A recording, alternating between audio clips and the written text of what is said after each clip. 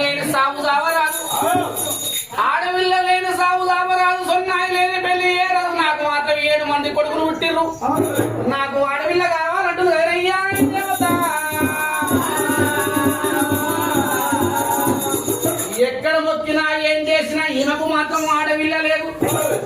భర్త చేసిన పాపాలు భార్యకు తాకుతాయి, భార్య చేసిన పాపాలు భర్తకు తాకుతాయి.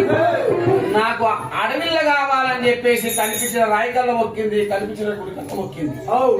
ఎక్కడ మొక్కినా ఏం చేసినా మీకు ఆడపిల్ల సంతానం లేదు.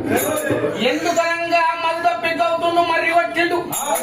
ఈ గౌతమాముని మద్దప్పి గౌతుండు మర్రి కొట్టినాడు. మర్రి లోపల 2 జీవులు సంచారం చేస్తుంది. ఆ యొక్క గొడ్డలి కాడు దెబ్బకు ప్రాణాలు విడవంగా సత్యమా గౌతమాముని, మేము ఎట్లయితే బొట్టుకు కన్నీరు రాస్తున్నాము, అచ్చే యుగం లోపల నీకు వాడవిల్ల లేకుండా బొట్టుకెత్తమని చెప్పేసి ఆనాడు పెట్టిన పక్షి శాపన ఈనాడు తగ్గింది కదనయ్యా.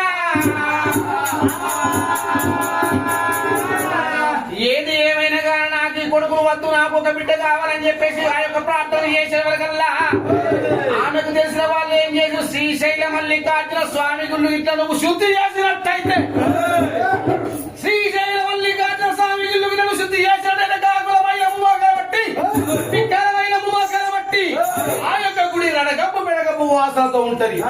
ఆ యొక్క గుడి శుద్ధి చేస్తే, అక్కడ ఉన్న పక్షుల యొక్క శుభ్రం చేస్తే నీకు అడవిలో సంతానం వస్తే చెప్తుంది కాదయ్యా. ఎంత బాధ వచ్చినా ఎన్ని బాధలు వచ్చినా నాకు ఆడపిల్ల కావాలని చెప్పేసి శ్రీశైల మల్లికార్జున స్వామి గుడి దగ్గర ఎట్లా పోతుంది. పొత్తుడైతే మాత్రమే అమ్మవారు అలా బయలుదేరి పోతుంది కదయ్యా. చిన్నగా మెల్లగా మల్లికార్జున స్వామి గుళ్ళకు చేరుకున్నది. హరహర శంభో